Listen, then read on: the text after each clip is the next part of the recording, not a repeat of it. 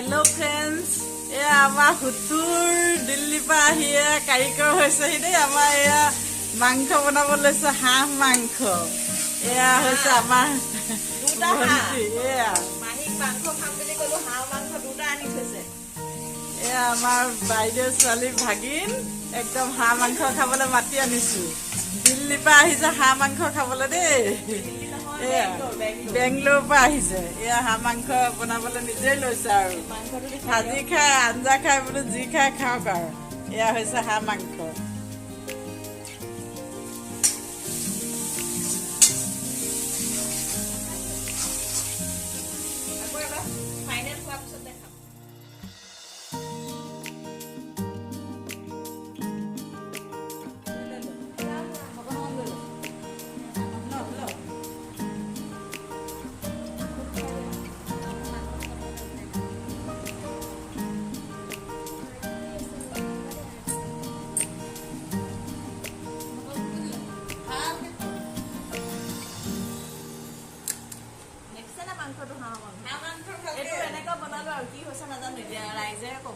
আমাৰ ভাগিনে বেংগলোৰৰ পৰা আহি হাঁহ মাংস বনাইছে দেই। হাঁহ মাংস ঘৰতে বনোৱা আমৰ আচাৰ। ঘৰতে বনোৱা হাঁহে বাঢ়ে। কমেণ্টটো দিব কেনেকুৱা হৈছে খাবলৈ, জানকি মেহিয়ে ক'ব।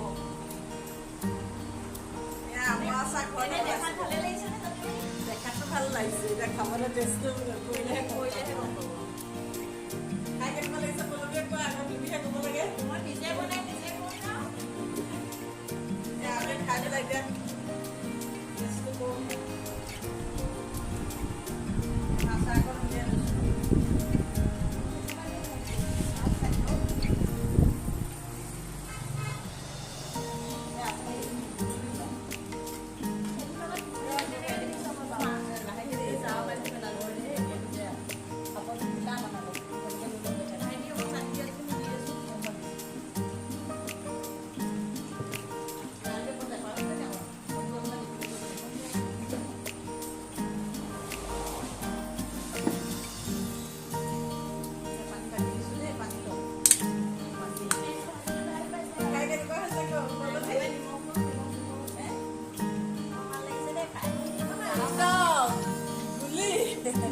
ভাগিনে বোলো বেংগলোৰৰ পৰা আহি হাঁহ মাংস বুলি টেষ্টি।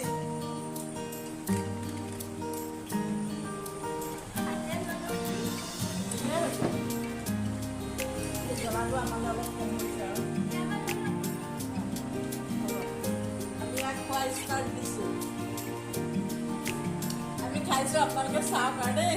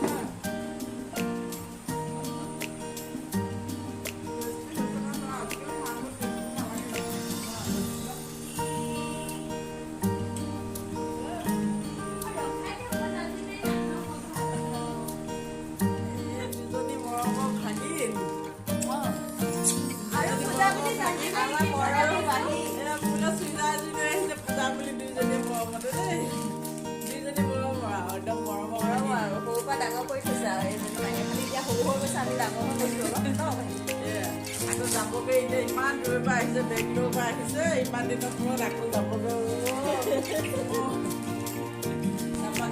ভালকে থাকিবা।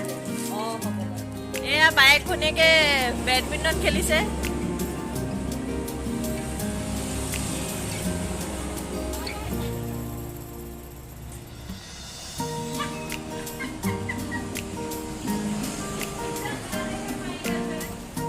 বাইক ভনীয়েকে বেডমিণ্টন খেলিছে, বৰ ভাল খেলিব পৰা নাই, এনেই ট্ৰাই কৰিছে আৰু অলপমান।